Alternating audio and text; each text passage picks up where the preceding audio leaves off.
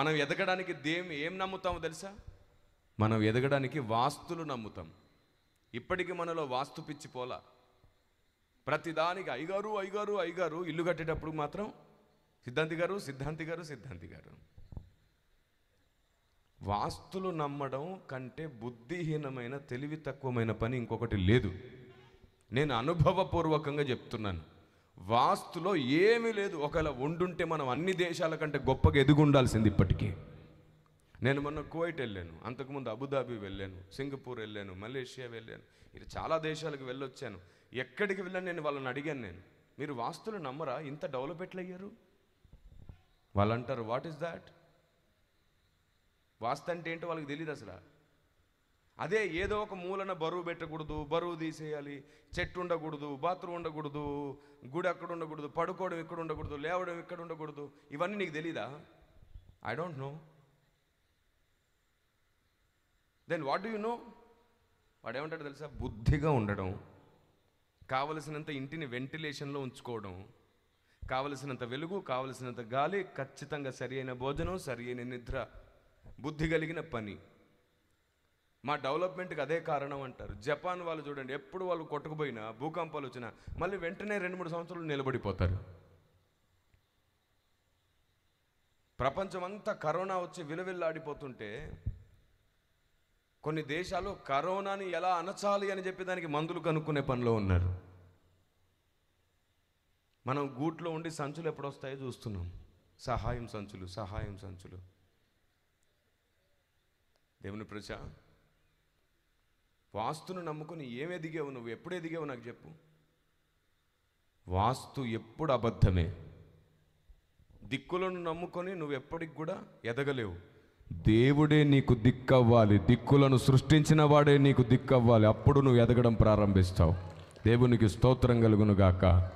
ఒక ఆయన అన్నాడు, ఈ ఇంట్లో ఎవరున్నా సరే చనిపోయారు సార్, వాళ్ళ ఇంట్లో ఎవరో ఒకరు ఆ ఇంట్లో ఉంటే ఎవరికి బాగో జరగలేదు సార్, ఆ ఇంట్లో ఎప్పుడు బాగుండదు సార్, ఆ ఇంట్లో ఎవరున్నా సరే సమస్యలు, వాళ్ళ వ్యాపారాలు దెబ్బతింటాయి, ఉద్యోగాలు దెబ్బతింటాయి, ఆ ఇల్లే మంచిది కాదు సార్ అన్నారు. అదే ఇంట్లో ఉండి నేను ఎదిగి చూపించాను. దేవునికి స్తోత్రం కలుగును గాక. ఆయన నీ పక్షమునుంటే నీకు విరోధి ఎవడు? నా స్నేహితుడు ఒకడు ఉంటాడు సంగారెడ్డిలో. వాడు జమీందారీ కుటుంబానికి సంబంధించిన వాడు. మా నాన్నగారు వాళ్ళందరూ బాగా పరిచయస్తులు. వాళ్ళ నాన్నగారు మా నాన్నగారులు జమీందారులు. వాడి ఇంటికి వాళ్ళ నాన్నగారు వాడికి ఒక పెద్ద ఇల్లు గిఫ్ట్గా కట్టించాడు. వారసత్వంగా ఒక పెద్ద, వాళ్ళకు 3 అన్నదమ్ములు, ముగ్గురికి కూడా పెద్ద పెద్ద ఇల్లు. ఒక్కొక్కడి ఇల్లు ఒక్కొక్క 1/2 ఎకరా స్థలంలో ఉంటుంది. అంత పెద్దగా ఇల్లు కట్టుకున్నారు చక్కగా. ఇంటి బయట మొత్తం పెరటు, ఎక్కడ చూసినా సరే చక్కటి పువ్వులు, చెట్లు, ఫలాల చెట్లు, మామిడి చెట్టు, జామ చెట్టు, అది ఇది లేదు, మొత్తం అన్నీ ఉంటాయి వాళ్ళ పెరట్లో. చక్కగా ఆనందకరమైన కుటుంబం. వాడు ఏదో బిజినెస్ పెడితే సక్సెస్ అవ్వట్లేదని అడిగాడంట. అడిగితే చెప్పారంట, అసలు సమస్య బిజినెస్లో కాదు, నీ బుద్ధిలో కాదు, నీ కాంపౌండ్ వాళ్ళ 4 అడుగులు లోపట ఉంది, బయటికి గట్టన్నారంట. మీకు తెలుసు అది ఎంత పెద్ద? 1/2 ఎకరాకున్న కాంపౌండ్ వాళ్ళంటే అర్థం చేసుకోండి ఎంత పెద్దది. మొత్తం కూల్చేసాడు. కూల్చేసి 4 అడుగులు బయటికి కట్టాడు. నేనన్నానరే నీకేమైనా పిచ్చా? కట్టేటప్పుడు ఎంత ఖర్చు అయింది, ఇప్పుడు మళ్ళీ కూల్చి కడతానంటే ఏమిటి? పర్వాలేదులే అన్నాడు. ఇంకొకసారి మళ్ళీ వెళ్ళాను నేను. ఒకసారి వెళ్ళేసరికి పెద్ద చెట్టు, వాడు చిన్నప్పటి నుంచి ఉంది ఆ చెట్టు, వాళ్ళ ఇంటి ముందే వేప చెట్టు, అది కొట్టేశాడు. ఏమిటంటే అది కలిసి రాదంట అంట. వీడు పెరిగేదాకా కలిసి వచ్చి ఇప్పుడు కలిసి రావట్లేదంట అది. ఇంకొకసారి ఏమో ఒక పెద్ద బాత్రూమ్, అందమైన బాత్రూమ్ అండి, చాలా బాగా ఎక్కువ డబ్బులు పెట్టి కట్టించుకున్నారు, అది కూల్చేసాడు. ఏమిట్రా, ఇక్కడ ఉండకూడదంట. మళ్ళీ ఒకసారి వెళ్ళేసరికి విచిత్రం, ఒకసారి పెద్ద బీరువా అది తీసేసి ఇటు పెట్టాడు, ఫ్రిడ్జ్ ఇటు తీసి ఇటు పెట్టాడు, కిచెన్ కూల్చేసి అక్కడి నుంచి ఇంకో మూలకు కట్టుకున్నాడు. ఏం చేస్తున్నావురా? కలిసి రావట్లేదురా. ఒకసారి కూర్చో, అసలు ఏం కలిసి రావట్లేదు నీకు? దిక్కుల్లో ఏది ఎక్కడుండాలో ఉండకపోతే ఇంటికి ఏది కలిసి రాదంట అన్నాడు. నేనన్నాను, అరే పిచ్చోడా, నీకు మొత్తం కూల్చి కట్టడానికి ఎంత ఖర్చు అయింది? ఇది 15 సంవత్సరాల క్రితం సంగతి. కూల్చి కట్టడానికి నీకు ఎంత ఖర్చు అయిందని అడిగితే వాడు అన్నాడు, అప్పుడు 65 లక్షలు అయిందంట. వెనకేసుకుంటే అన్నీ కలిసి వచ్చేవి కదా. ఆ 65 లక్షలు వెనకేసుకుంటే అన్నీ కలిసి వచ్చేవి కాదా? ఎవరు చెప్తున్నారండి ఇవన్నీ పిచ్చి మాటలు?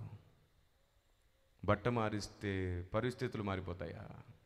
స్థలాలు మారితే పరిస్థితులు మారిపోతాయా? బుద్ధి మారితే అన్నీ మారిపోతాయి. బుద్ధి మారితే అన్నీ మారిపోతాయి. మీలో ఎంతమందికి కాఫీ డే తెలుసు? కాఫీ డే అనే సంస్థ, కాఫీ డే అనే ఒక సంస్థ ఉంది. అవి నష్టాల్లో ఉండి దాదాపుగా 200 కోట్ల రూపాయల అప్పులైపోయి ఒక ఆయన ఉరి వేసుకొని చనిపోయాడు. కానీ తన భార్య భర్త చనిపోయిన తర్వాత కూడా నిలబడి అదే సంస్థను చేపట్టి 200 కోట్ల అప్పు కట్టేయడం మాత్రమే కాకుండా మొత్తం ప్రపంచవ్యాప్తంగా బ్రాంచులు ఇంకా పెంచుకుంటూ పెంచుకుంటూ పెంచుకుంటూ పెంచుకుంటూ వెళ్ళింది. ఈరోజు 1000 కోట్లకు అధిపతి. వాస్తు మారినందుకు ఆమె మారిందా? ఆమె స్థిరంగా బలంగా బుద్ధిగా ఉన్నందుకు ఆమె జీవితం మారిందా? నేను మళ్ళీ చెప్తున్నాను, ఎడారిలో ఉంది దుబాయ్. ప్రతి ఒక్కరు ఏమనంటే దుబాయ్ అంటారు కదా, హబీబీ కమ్ టు దుబాయ్ అంటారు. హబీబీ అంటే ప్రియమైన వాడ, దుబాయ్కి రా అని అర్థం. అవునా? ఎవరైనా సరే దుబాయ్కి వెళ్దామంటే చాలా గొప్పగా ఫీల్ అవుతారు. నాకు చెప్పండి, అది ఎడారిలో కదా ఉంది. దుబాయ్లో నిర్మాణం చేయడానికి మన దేశం నుంచి వస్తువులు కొనుక్కెళ్తారు తెలుసా, ఐరన్ అవన్నీ కూడా. చుట్టూ వాళ్ళకి అందుబాటులో ఉన్న ప్రతి దేశం నుంచి ఐరన్ వెళ్తుంది, రకరకాల వస్తువులు వెళ్తాయి. వాళ్ళు అంత అందంగా ఎడారిలో ఒక అద్భుతాన్ని సృష్టించుకున్నారు వాళ్ళు. ఏ వాస్తుని నమ్మరు వాళ్ళు ఏ వాస్తుని నమ్మరు, అంత ఎదిగారు. మరి ఇన్ని వాస్తులు నమ్మి మనం ఎందుకు ఎదగలేదు? ఇప్పుడు అర్థం కావట్లా? బుద్ధి మారితే కదా అన్నీ మారుతాయి. నేనంటాను, సంఘాలు మారితే కూడా ఆశీర్వదించబడడు. నీ ఆలోచన మారిన తర్వాత నువ్వు ఆశీర్వదించబడడం ప్రారంభమవుతుంది. దేవునికి స్తోత్రం కలుగును గాక. మన ఆలోచన మారలేదు. మీకు అర్థమయ్యేటట్టు చెప్తాను నేను. ఎప్పుడైనా మీ అయ్యగారు, అమ్మ ఎలా ఉన్నావు తల్లి, నీ కుటుంబం ఎలా ఉంది, నీ పిల్లలు ఎలా ఉన్నారు, నీ పరిస్థితులు ఎలా ఉన్నాయని అడిగారా? ఎప్పుడు అడుగుతారు కదా. నువ్వు కొంచెం దిగులుగా బాధగా కన్నీళ్ళతో ఉంటే, అమ్మ భర్త ఇంకా మారలేదమ్మా, నీ అబ్బాయి ఇంకా మారలేదమ్మా, నీ ఇంట్లో కష్టం ఎలా ఉందమ్మా, అప్పులన్నీ పోయాయా? నీ గురించి ప్రతిసారి అడుగుతాడా అడగడా? ఇదిగో నేనేం చెప్పాను, అయితే ఇలాగ చెప్పమన్నా, లేదా ఇలా అనమన్నా. మీ సేవకుడు మిమ్మల్ని అలా అడుగుతాడా అడగడా? చాలా సంఘాల నుంచి వచ్చారు మీరు. మీ సేవకులు అలా అడుగుతారా అడగరా? మీరు ఎప్పుడైనా అడిగారా మీ సేవకుని, అయ్యగారు మీ పరిస్థితి ఎలా ఉంది, ఇంట్లో ఎలా ఉంది, ఇంత కష్టపడుతున్నారు కదా, అప్పులు బాధలు అంటున్నారు, మాకే కాదు మీకు కూడా ఉన్నాయి కదా, మీకు నెమ్మది ఉందా, సమాధానంగా ఉన్నారా, ఇంట్లో అంత బాగుందా, ఎప్పుడైనా అడుగుతామా? అబ్బే. మరి ఆలోచన ఎక్కడ మారింది? ఎప్పుడు నన్నెవరు పట్టించుకుంటారు కాదు, నేనెవరిని పట్టించుకోవాలి. ఎప్పుడు నాకు నచ్చింది జరగడం కాదు, నేనెప్పుడు దేవునికి నచ్చినట్లు ఉండాలి. Praise the lord. ప్రతి చిన్నదానికి అలగడం గొప్ప విషయం కాదు, ఎదిగావన్నట్టుగా నిరూపించుకొని నిలబడడం గొప్ప విషయం. నీకు అక్కడ విలువ దొరకలేదు, నీకు ఇక్కడ విలువ దొరకలేదని అలగడం కాదు. ఒకవేళ నీకు అలా అనిపిస్తే నీకే విలువ దొరికేటట్లు ఎదిగి చూపించాలి. లేని వార్తలు నమ్మి కూర్చోవద్దు, నిజమేంటో తెలుసుకునే వరకు పరిశీలించాలి. చిన్నప్పుడు ఎప్పుడో నేర్పించారు, వినదగునెవ్వరు చెప్పినా వినినంతనే వేగిర పడక వివరింపదగున్, కనికల్ల నిజము తెలిసిన మనుజుడే పో నీతిపరుడు అని.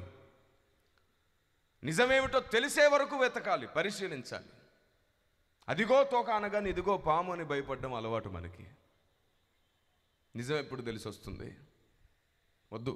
వాస్తులను నమ్ముకొని ఎప్పుడూ బాగుపడం మనం. మీకు 2-3 విషయాలు చెప్తాను. మన పెద్దలు చెప్పిన వాటిని మనం ఎలా తప్పుగా చేస్తున్నాము.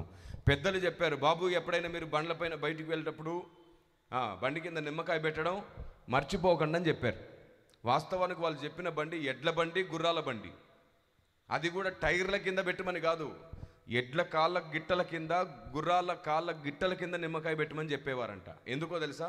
ఆ నిమ్మకాయలో ఉన్న సిట్రిక్ యాసిడ్ వల్ల ఆ కాళ్ళ గిట్టల మధ్యలో ఉండే ఇన్ఫెక్షన్ పోవాలని. కాళ్ళ గిట్టల మధ్యలో ఇన్ఫెక్షన్ వస్తుంది, అవి బురదల్లో వాటిలో వీటిలో నడుస్తుంటాయి కదా, లోపల ఇన్ఫెక్షన్ వస్తుంది, పుండ్లు పట్టడం అలాంటివి ఏమైనా జరిగితే ఈ నిమ్మకాయ వల్ల అది మానిపోతుంది, బాగైపోతుంది. మీరు బయటికి వెళ్ళడానికి ముందు నిమ్మకాయ తొక్కించండి అని చెప్పారు. నిమ్మకాయ తొక్కించండి. ఈ నిమ్మకాయ తొక్కించడనే విషయం మనకు తప్పుగా అర్థమైపోయి ఇప్పుడు ఒకడు బైక్ కొనగానే టైర్ కింద పెడుతున్నాడు తొక్కించడానికి. అరే ఆ రబ్బర్ టైర్తో తొక్కిస్తే నీకేంట్రా లాభం? ఒకడు సైకిల్ కొనేసి సైకిల్తో నిమ్మకాయ తొక్కిద్దామని తొక్కి వీడు పడిపోయాడు, ఎందుకంటే అది నలగట్లా.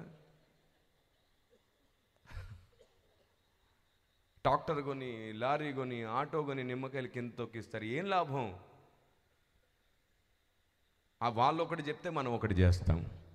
పెద్దలు చెప్పేవారు, ఆదిశేషుడు అనే ఓ పెద్ద నాగు మీద భూమి ఉంది అని అనేవాళ్ళు. చెప్పారా మీ పెద్దలు మీకు? నాకు కూడా చెప్పారు చిన్నప్పుడు. సైన్స్ డెవలప్ అయిన తర్వాత తెలిసింది, ఏ నాగు భూమిని మొయ్యట్లా అది శూన్యంలో వేలాడుతుంది.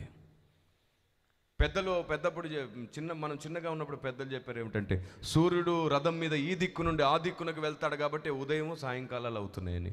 సైన్స్ డెవలప్ అయిన తర్వాత తెలిసింది అసలు సూర్యుడు ఎటూ కదలడు, సూర్యుని చుట్టే గ్రహాలన్నీ కదులుతాయంట.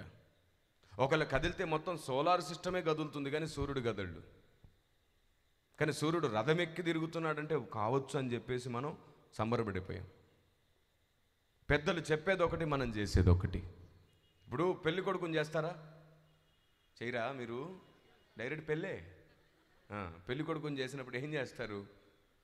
పసుపు రాసి ఒంటికి పెళ్లి కొడుకుని చేస్తారు. అవునా కాదా? చేస్తారు. ఏం చెప్తారు తెలుసా పెద్దలు? ఈ రోజు నుండి నువ్వు ఊరి పొలిమేర దాటకూడదు బాబు పెళ్ళయ్యే వరకు. అలా దాటితే అరిష్టం, అపశకునం, దాటకూడదు అన్నారా? ఆ రాత్రే వాడికి 24 గంటలు నొప్పి వచ్చిందనుకో పొట్టలో. హలో, 24 గంటల నొప్పి అప్పుడు వచ్చిందనుకో, ఏం చేస్తారు? అప్పుడు చెప్తారా, బాబు ఒంటికి పసుపు ఉంది, ఊరు దాటకూడదు, అరిష్టం బాబు. నీ అరిష్టం పోన్రా బాబు, నేను పోయేలాగున్నాను. కుదరదు అరిష్టం అంటారు ఎవడైనా? అంబులెన్స్ వస్తుంది, ఊరు దాటిచ్చేస్తారు. అప్పుడేం అరిష్టం అవ్వదా? అరే బాబు పసుపు ఏం అరిష్టం అంటే ప్రేతాత్మలు, దురాత్మలు అన్నీ వాళ్తాయంట. ఎందుకు వాళ్తాయి? మీ అమ్మ కూరలో పసుపు వేస్తే కూడా వచ్చి అది వాళ్తుందా? నీకు దెబ్బ తగిలినప్పుడు పసుపే పెడతారు, అది కూడా వచ్చి అప్పుడు వాళ్తుందా? తెలివి తక్కువ ఆలోచన విధానం. ఇంగితాన్ని వాడి చూడండి, సమాజాన్ని వెలిగించుకోగలుగుతాం. మనలో ఉన్న మూఢనమ్మకాల వల్లే ఇంకా మనం ఎదగట్లేదు అంతే. సంవత్సరం రాగానే ప్రారంభంలో ఏం చేస్తారంటే ఖచ్చితంగా ఆడపడుచుకు కొత్త బట్టలు పెట్టాలని ఒక సాంప్రదాయం పెట్టారు. అది వ్యాపారం కోసం పెట్టుకున్నారు నాన్న బంగారం. దానివల్ల ఏ యూజు లేదు.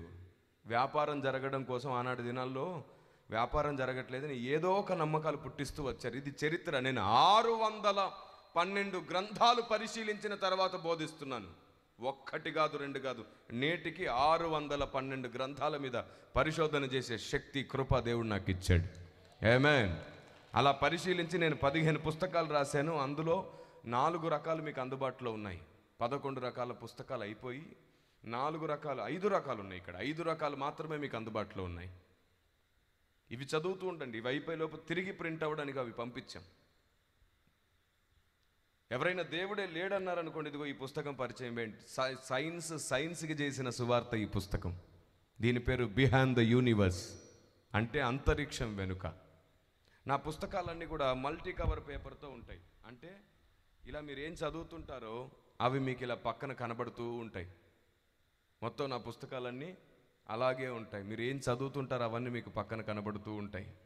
తప్పకుండా వీటిని మీరు సంపాదించుకోండి. ఎందుకు నేను పుస్తకాలు పరిచయం చేస్తున్నానో తెలుసా? ఒకటే కారణం, ఈ మట్టి మనిషి ఎప్పటికైనా మట్టిలో కలిసిపోతాడు, కానీ ఈ మనిషిలో ఉన్న దేవుని ఆలోచన ఎప్పుడు మీతో మాట్లాడుతూ ఉండాలి, ఎప్పుడు మీకు అర్థమవుతూ ఉండాలి. ఆ ఒక్క కారణంతోనే ఈ పుస్తకాలు పరిచయం చేస్తున్నాను.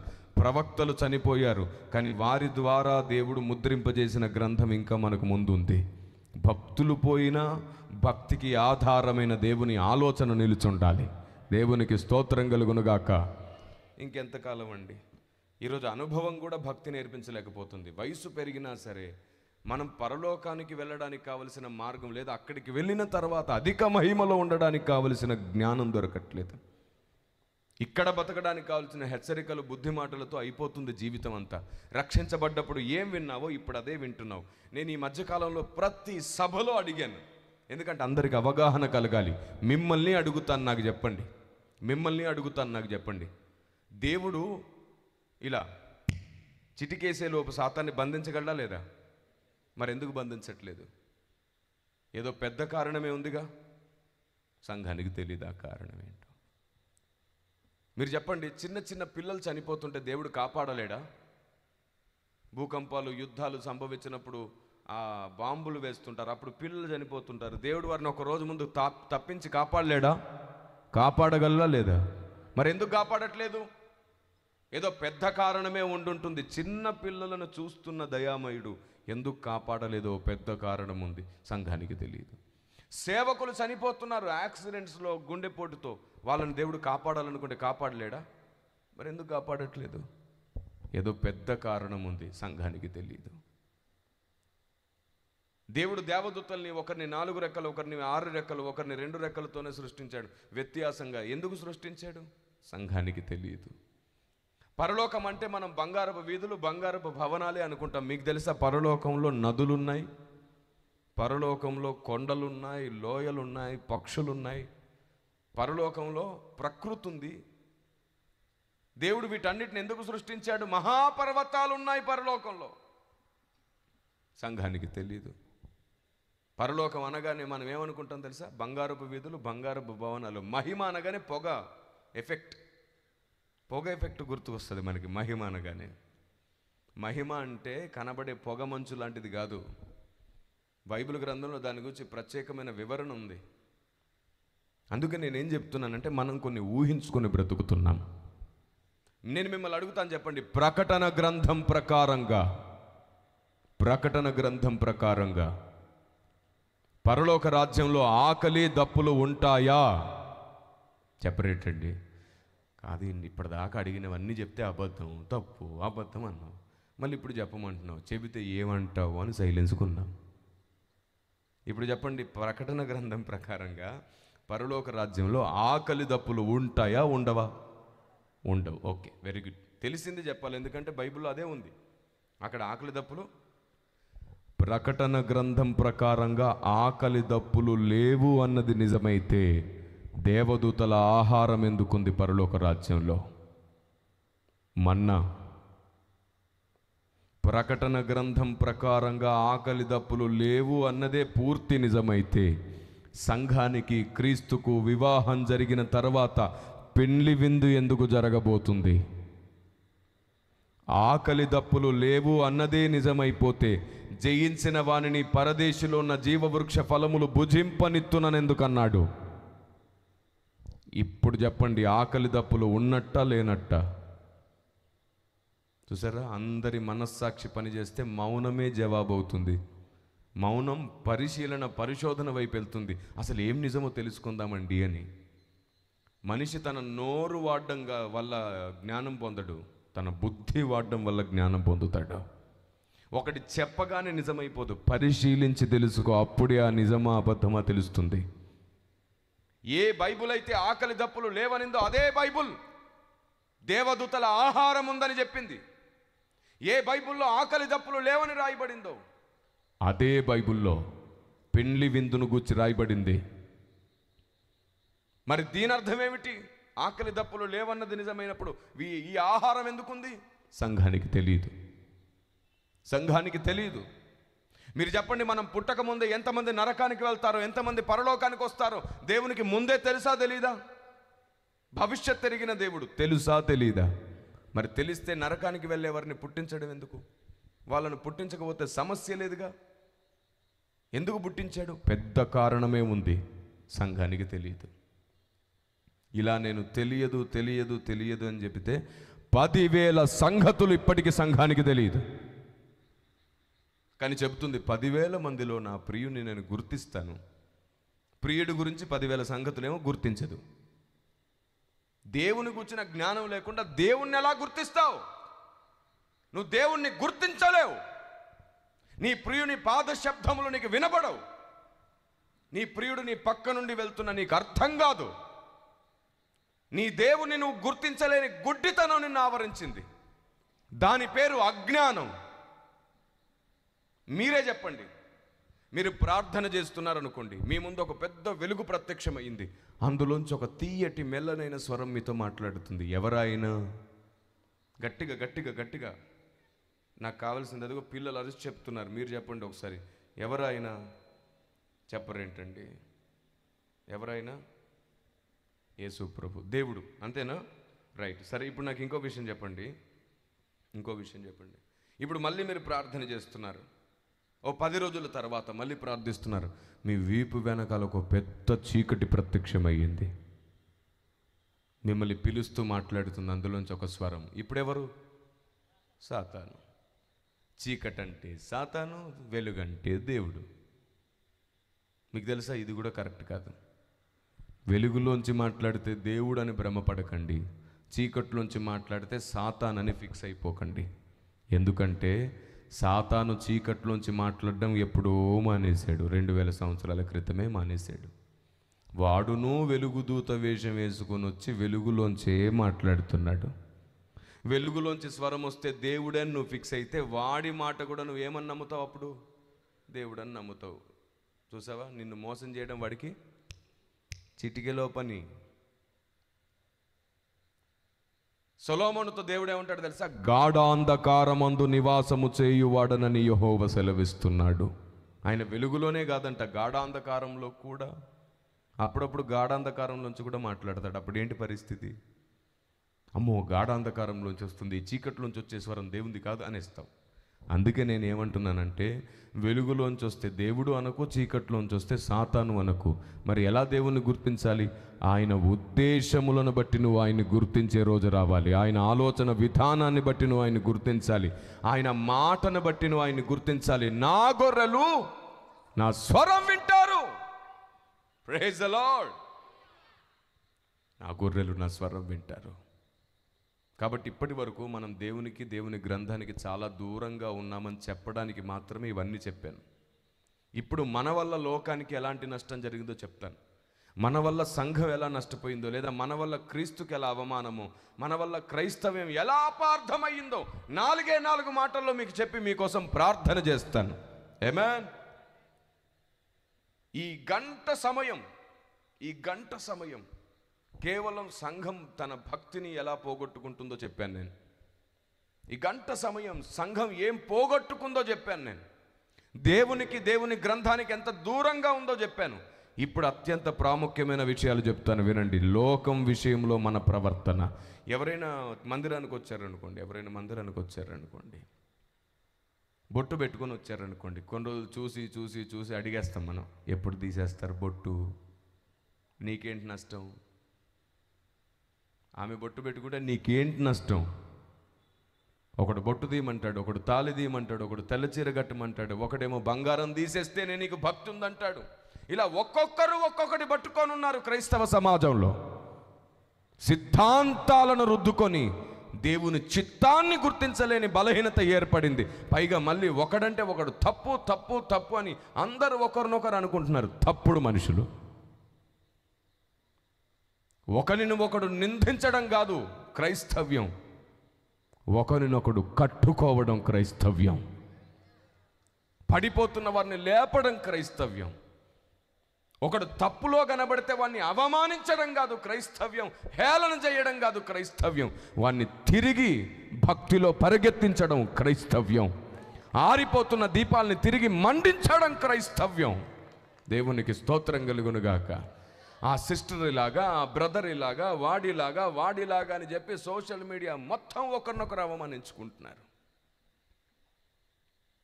దేవుడు చూసి ఛీ, ఇంత నీచానికి దిగజారిపోయారు అని అనుకుంటున్నాడు ఆయన. ఒకడు అధిక నీతిమంతుల్లాగా ప్రవర్తిస్తున్నాడు. అరే, నిజమైన క్రైస్తవుడు అయితే, నిజంగా నీకు సత్యం తెలిస్తే, ఒకడు పాడైపోతుంటే వాడిని బాగు చేయడానికి ప్రయత్నం చేయాలి, వాడిని నాశనం చేయడానికి కాదు. ఒకనిలో సత్యం లేదు, అబద్ధమే ఉందనుకో, నువ్వు అనుకున్నట్టు వాడు మొత్తం పొరపాటు మనిషి కాదు. ఎందుకంటే ప్రతి వ్యక్తిలో కొన్ని పొరపాట్లు ఉన్నాయి, వాటిని సరి చేసుకొని తీరాల్సిందే. అందుకే నేను ఒక స్లోగన్ వినిపించాను, ప్రతిరోజు నేర్చుకుందాం, ప్రతిరోజు మార్చుకుందాం, మనం భక్తులమైపోతాం. పౌలు భక్తుడే అంటాడు, నేను ఇంకా సంపూర్ణ అయ్యాను అనుకోవట్లేదని. అందరూ ఒకేలాగా లేఖనానుసారంగా లేరు, అందరం ఒకలా మారడానికి కష్టపడదాం, ప్రయాసపడదాం. పర్ఫెక్ట్గా లేం, పర్ఫెక్ట్గా మారుదాం. ఒకరినొకరు కట్టుకొనొచ్చు. ఆత్మదేవుడు దుఃఖపడకుండానట్లుగా, లేఖనం మన బ్రతుకుల్లో నెరవేరునట్లుగా దేవునికి స్తోత్రం కలుగునుగాక. ఆమేన్. ఈ ఒకరినొకరు అవమానించుకునే ఈ ఆనవాయితీ చూశారు, ఇది సాతానికి సంతోషం, వాడి ఇష్టాలు నెరవేరిపోతాయి. ఒక ఇంటి వారు తమకు తామే విరోధులైతే ఆ ఇల్లు నిలవదు.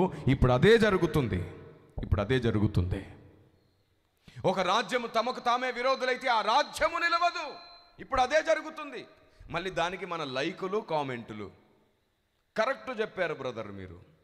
మనం లైకులు కొట్టేవాడు ఉన్నంత వరకు వాడికి నచ్చినట్లు చేస్తానే ఉంటాడు. తప్పును సపోర్ట్ చేసుకుని నువ్వు గర్వపడుతుంటే దేవుడు బాధపడుతున్నాడు నిన్ను చూసి. నిన్ను కాపాడుతున్నానే, నాకు బుద్ధి లేదనుకుంటాడు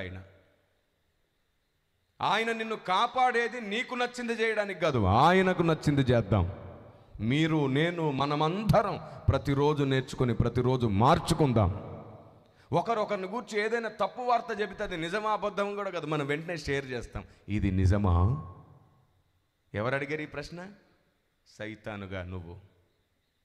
పిచ్చి అన్నిటినీ షేర్ చేస్తావు, సత్యాన్ని షేర్ చెయ్యవు, దేవుని జ్ఞానం షేర్ చెయ్యవు, దేవుని చిత్తం షేర్ చెయ్యవు. ఒకడు తప్పుడు వార్త పెడితే మాత్రం షేర్, లైక్, కామెంట్. ఇలా ఉండకూడదు. నువ్వు మాత్రం అలాగే ఉంటావు రహస్యంగా. ఇంకొకటి మీద వేలెత్తి చూపించినప్పుడు నువ్వు నీతిమంతుడు అనుకుంటున్నావా? పైనుండి చూస్తున్నవాడు కన్నెర్ర చేస్తే నీ నీతి బయటపడిపోతుంది, జాగ్రత్త. ఒకరిని అవమానించేవాడి విషయంలో దేవుడే పగ తీర్చుకోబోతున్నాడు. ఒకరిని కట్టాలని చూడు, నిన్ను కూడా క్షమించి కడతాడు ఆయన. దేవునికి స్తోత్రం కలుగునుగాక. మనం బలహీనులం, బలపడదాం, ఒకరినొకరం బలపరుచుకుందాం. మీకు తెలుసా, కుక్కల విషయమై జాగ్రత్త అన్నాడు పౌలు భక్తుడు. కుక్కలంట అంటే ఏమిటో తెలుసా? ఒక ఊరిలో 10 వీధులు ఉన్నాయి, ప్రతి వీధికి ఒక కుక్క ఉంది. ఒక రాత్రి ఏమో 10 కుక్కలు అరిచేస్తుంటే అందరూ లేచి వచ్చారు. ఏమిటి మీరు కుక్కలారా అరుస్తున్నారు అని 10వ వీధి కుక్కను అడిగితే అది అనిందంట, నాకేం సంబంధం లేదు, 9వ వీధి కుక్క అరిసింది, నాకు వినబడింది, నేను అరిశాను. 9వ వీధి కుక్కను అడిగారు, ఏంటి నీ సమస్య ఏంటి, ఎందుకు అరిసావు? నాకు కూడా ఏం సంబంధం లేదు, 8వ వీధి కుక్క అరిసింది, నేను విన్నాను, నేను అరిశాను. అన్ని కుక్కలు అలాగే జవాబు చెప్తుంటే చివరికి మొదటి కుక్క దగ్గరకు వచ్చారు. ఏమిటే కుక్క అరిసావు, ఇంకా చెప్పడానికి మిగిలింది నువ్వు తప్ప ఇంకెవరు లేరు, చెప్పు ఏంటో. తిన్నది అరగలేదు అందుకే అరిసా అనిందంటది. ఏ కుక్క ఎందుకు అరిసిందో తెలియదు, అరిస్తే మాత్రం అన్ని కుక్కలు అరుస్తాయి. అవునా కాదా? మరి మనం మనుషులమా కుక్కలమా? ఎవడో ఒకటి ఏదో ఒకటి అరిస్తే దాన్ని పట్టుకొని మనం కూడా బౌ అని షేర్లు, లైకులా? సిగ్గుండక్కర్లా మనకి, మన భక్తి జీవితానికి, మన బుద్ధికి, మన వ్యక్తిత్వానికి, మన వయస్సుకు? ఎదుగుతున్నాం కదా, సిగ్గు కలుగుటకే ఇలాగు చెప్పుచున్నానన్నాడు పౌలు. ఎంత వేదనకరమైన పరిస్థితి అంటే, రేపు మీరు ఉంటారో లేదో గ్యారంటీ లేదు. ఈరోజే దేవుని మనసులో చోటు సంపాదించుకునేటట్లు తీర్మానించుకో. ఈరోజే దేవుడు నిన్ను చూసి సంతోషపడేటట్లు, నీకోసం ఇంకొక అవకాశం ఇచ్చేటట్లు తీర్మానం చేసుకో. ఇన్నాళ్ళు వారిని వీరిని అంటూ నేను కరెక్ట్ అని భ్రమపడ్డాను, కానీ ఈ రోజు నుండి అందరినీ కడుతూ నేను దేవుని దృష్టికి కరెక్ట్ అవుతాను. దేవునికి స్తోత్రం కలుగునుగాక. ఆయన నిన్ను చూసి మురిసిపోతాడు, నీకు ఆయుష్ పెంచుతాడు, ఆ తర్వాత నీకు కావలసిన ఈవులను ఇస్తాడు. వెళ్ళు. ఆత్మదేవుడు అదే పని చేస్తున్నాడు, అందరి విషయంలో దుఃఖపడి వారిని కడుతున్నాడు. నువ్వు కూడా అలాగే కట్టు. సాతాను ఏర్పరచబడ్డ వారిని మోసం చేస్తే మోసపోయిన వారిని కూడా ఏర్పాట్లోకి తేవాలి. అదే పరిశుద్ధాత్మదేవుని సంకల్పం. అనుదినం సత్యము నుండి సర్వసత్యంలోనికి నడిపించబడాలి మనం. అది పరిశుద్ధాత్మదేవుని మిషన్. అందరినీ ఒకటి చేయాలనుకుంటున్నాడు పరిశుద్ధాత్మదేవుడు. అది మిషన్ సమన్వయత. అది మిషన్ సమన్వయత. దేవునికి స్తోత్రం కలుగునుగాక. అందరినీ కలపడం చాలా కష్టం, ఎందుకంటే అందరి అభిప్రాయాలు ఒకలా ఉండవు, అందరి ఆలోచనలు ఒకలా ఉండవు. అందరినీ ఒకటి చేయాలనుకున్నాడు ప్రసవ వేదన పడతాడు. అది అన్ని ఆలోచనల కంటే గొప్పది. అందుకే పరిశుద్ధాత్మదేవుడు 2000 సంవత్సరాల నుండి సంఘములన్నింటినీ ఒకటి చేయడానికి ఆయన ప్రసవ వేదన పడుతూనే ఉన్నాడు, దుఃఖపడుతూనే ఉన్నాడు. మీ ప్రార్థన గదిలో ఆయన బాధ అర్థం కావట్లేదా? ఆయన మూలుగుల శబ్దం వినబడట్లేదా? లోకం ఒకటి అడిగితే మనం ఇంకోటి జవాబు చెబుతున్నాం. లోకానికి మనమే విరోధంగా నిలబడుతున్నాం. మీకు అర్థమయ్యేటట్లు 2 విషయాలు చెప్తాను, జాగ్రత్తగా వినండి. ఎప్పుడైనా మీ బంధువులు, స్నేహితులు మిమ్మల్ని ఇలా అడిగారా? మీ క్రిస్మస్కి వచ్చి మీరు ఏం పెట్టినా సరే మేము ప్రేమగా తింటామే. మేము ప్రేమగా పెడితే మీరెందుకు ప్రసాదం తినరు అడిగారా? మనం ఏం చెప్పామో తెలుసా? మొన్నే మేము ఆకాశం నుంచి ఊడిపడ్డాం, అందుకే తిను అన్నట్టు చెప్పారు. 3 విషయాలు చెప్తాం మనం లోకానికి, మీరు ఎందుకు ప్రసాదం తినరు? మేము యేసుప్రభుని నమ్ముకున్నాం అందుకే తినం అంటారు. వాళ్ళేం అడుగుతారో తెలుసా? మీ యేసుప్రభు తినొద్దన్నాడా? కాదు, మా అయ్యగారు తినొద్దన్నాడు. మొత్తం నిందంతా ఎవరి మీదకి వెళ్ళింది? అందుకే అయ్యగారులు అంటే కోపం చాలామందికి. ఎక్కడైనా సువార్తకు వెళ్తే కొడుతున్నారు పాపం, సువార్తికుల్ని ఇబ్బంది పెడుతున్నారు. మందిరాలను కూల్చడానికో ఇబ్బంది పెట్టాలనో చూస్తున్నారు. దేవుని ప్రజ, మీ అయ్యగారు అలా చెప్పాడా? ఎక్కడ రాసుంది? మా బైబిల్లో ఉంది. అందుకే బైబిల్ని ఏం చేశారు? చాలా చోట్ల చించేసి కాల్చేశారు. ఇందులో ఉన్న జీవాన్ని గుర్తించలేకపోయారు వాళ్ళు. నువ్వు చెప్పింది మాత్రం అబద్ధం కాదు, కానీ నువ్వు చెప్పిన విధానం అబద్ధం. యేసు ప్రభుని నమ్మావు కాబట్టే తినవు, నిజం. అయ్యగారు చెప్తాడు, నిజం. బైబిల్లో ఉంది తినొద్దని, నిజం. కానీ చెప్పే విధానం అది కాదు. నువ్వు గాయపరిచి చెప్పావు, కుండ బద్దలు కొట్టినట్టు ముఖం మీద చెప్పావు. కొందరు అంటారు అదే ఉన్నది ఉన్నట్టు చెప్పాలి, కుండ బద్దలు కొట్టినట్టు, అందుకే నీ ముఖం పొగలు కొడుతున్నారు. అది బుద్ధి లేని సిద్ధాంతం. సంఘంలో మాత్రమే కుండ బద్దలు కొట్టినట్టు ఉన్నది ఉన్నట్టు మాట్లాడు. లోకంలోకి వెళ్తే ఉన్నది అర్థమయ్యేటట్లు మాట్లాడు. ఉన్నది అర్థమయ్యేటట్లు మాట్లాడు. నన్ను అడిగారు 14 సంవత్సరాల క్రిందట ఇదే ప్రశ్న నా ముందుకు వచ్చింది. అప్పుడు నేను వారిని అడిగాను, మీ మతంలో అయ్యప్పమాల, భవానీమాల, శివమాల వేసుకున్న అన్నదమ్ములు ఎంతో ఖచ్చితంగా భక్తి చేస్తారు కదా, వారిని మీ గుడికో మీ ఇంటికో తీసుకెళ్ళి వారికి ప్రేమగా ఓ నాటుకోడి పులుసు పెడితే తింటారా అని అడిగాను. అప్పుడు వారు అన్నారు, తినరు. అవునా, మరి ఎందుకు తినరు? వారు నిష్టలో ఉన్నప్పుడు, దీక్షలో ఉన్నప్పుడు తినకూడనివి కొన్ని ఉంటాయి అన్నారు. అదే నిజమైతే ఒకవేళ బలవంతంగా పెడితేను పెట్టిన వాడికి వాడి పిల్లలకు శాపం అన్నారు. అవునా, తింటే తిన్నవాడి దీక్ష పాడైపోతుంది మళ్ళీ మొదటి నుంచి అన్నారు. అదే నిజమైతే 21 రోజు 41 రోజు ఒకడు నిష్టలో ఉండి దీక్షలో ఉంటేనే తినకూడనివి పెట్టకూడనివి ఉన్నాయన్నది నిజమైతే, పెడితే శాపం వస్తుందన్నది నిజమైతే, క్రైస్తవుడు బాప్తిస్మము తీసుకొని జీవితకాలం నిష్టలో ఉన్నాడు. క్రైస్తవుడు బాప్తిస్మం తీసుకొని జీవితకాలం దీక్షలో బతుకుతున్నాడు. క్రైస్తవుడు తినకూడనివి కూడా 2 ఉన్నాయి. ఒకటి, ఏ రూపం ముందైనా బలిగా అర్పించింది మేము తినం, నైవేద్యంగా సమర్పించింది మేము తినం. అది యేసు ప్రభు ఫోటో ముందైనా, అది యేసు ప్రభు శిలువ ముందు పెట్టిన మాకు నిషిద్ధమే. ఎందుకంటే ఆయన ఆత్మయ్య ఉన్నాడు. ఆయన ఆరాధించేవాడు ఆత్మతో సత్యముతో ఆరాధించాలి. ఆమేన్. కానీ మీ ఇంటికి పిలిచి మీరు కారంతో భోజనం పెట్టినా సరే మేము తృప్తిగా తిని మిమ్మల్ని దీవిస్తాం, మీతో కలిసి ఉంటాం. మీ ఇంటికి పిలిచినప్పుడు పచ్చడి మెతుకులు పెట్టిన ఆనందంగా భోజనం చేస్తాం. ఇన్నాళ్ళు మీరు పెట్టిన ప్రసాదం మేము తినకపోవడానికి కారణం ఒకటి, మేము నిష్టలో బతుకుతున్నాం, దీక్షలో బతుకుతున్నాం. ఇన్నాళ్ళు మారు మనసు పొందాం, తిరిగి బతికాం, రెండోసారి జన్మించాం, సమర్పించుకున్నాం, ప్రత్యేకించుకున్నాం అంటే అర్థమైందా వాళ్ళకి? నీకే అర్థం కాల మారు మనసు అంటే ఏంటో, వాళ్ళకేం అర్థమైంది? అందుకే నీ సంస్కృత భాష పక్కన పెట్టి అర్థమయ్యే భాషలో దేశం అర్థం చేసుకునేటట్లు మాట్లాడు. నువ్వు అర్థం కాలేదు కాబట్టి నీలో ఉన్న క్రీస్తు అపార్థమయ్యాడు. క్రైస్తవుడు అర్థం కావాలి, క్రైస్తవుడు గౌరవించబడాలి, క్రైస్తవునిలో ఉన్న క్రీస్తు నా దేశం చేత ప్రేమించబడాలి. అలాంటి ఒక రోజు రావాలి. దేవునికి స్తోత్రం కలుగును గాక.